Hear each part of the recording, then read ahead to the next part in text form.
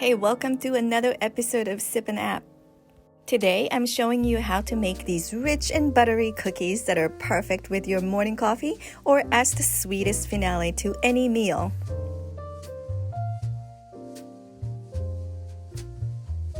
So join me in the kitchen and let's get baking.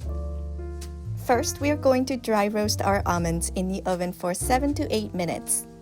We're not trying to roast them completely at this point, so don't expect to get a good color on them. Pull them out when the edges are just starting to get some color. If your almonds are already pre-roasted, you can skip this step. Next, we're going to make the cookie base by mixing everything in a food processor.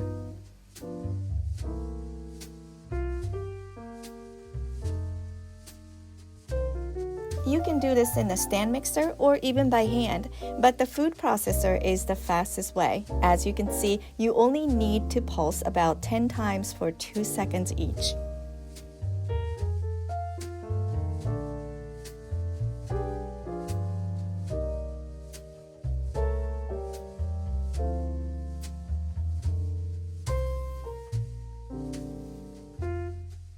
Once the dough comes together to a ball, spread it out on a parchment-lined baking pan.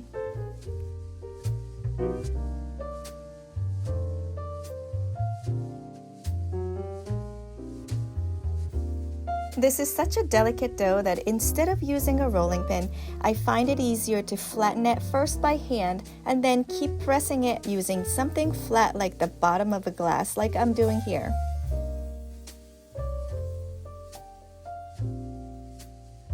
The thickness of the dough should be around 1/4 to 1/3 of an inch.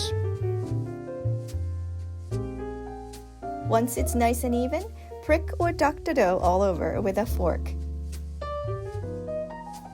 Bake the dough in the preheated oven for about 15 minutes. Just with the almonds, we are not trying to bake this all the way through at this stage, so pull it out when the edges are just starting to brown. While it's baking, let's make the actual Florentine part of this cookie by melting the butter, sugar, and honey in a pan over medium-low heat. Once the sugar is completely dissolved and it's starting to bubble up on the edges, stir in the heavy cream and turn the heat to low.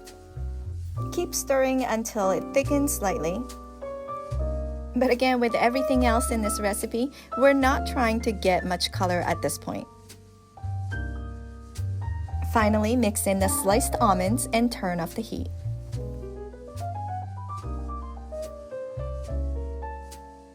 By this time, the cookie dough should be ready to come out of the oven and be ready to be covered by the caramel topping.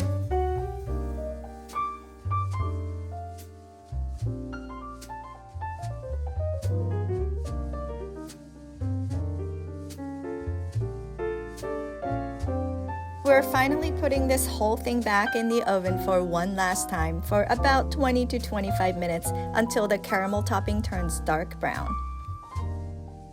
Keep checking every few minutes, especially after the 20-minute mark, as it can burn very quickly. Now it's the hardest part, the waiting. Let it cool in the pan until the caramel is set but still slightly warm to the touch. If you wait for it to cool completely, it may be more difficult to cut into smaller pieces. I like to cut a thin sliver off of each of the 4 sides before cutting them into smaller pieces.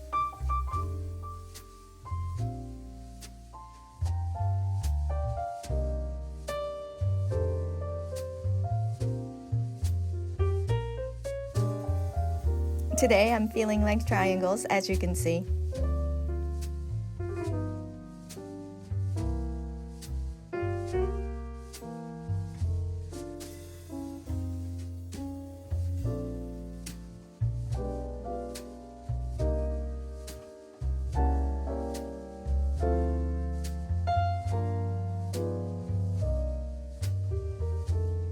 There you have it, one of my most requested cookie recipes. They will disappear fast, so make sure to save some for yourself.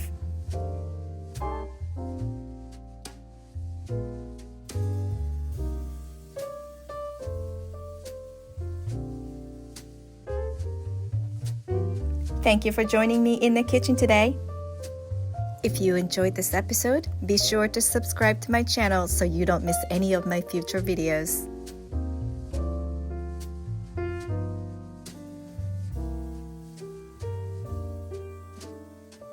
Until next time, cheers!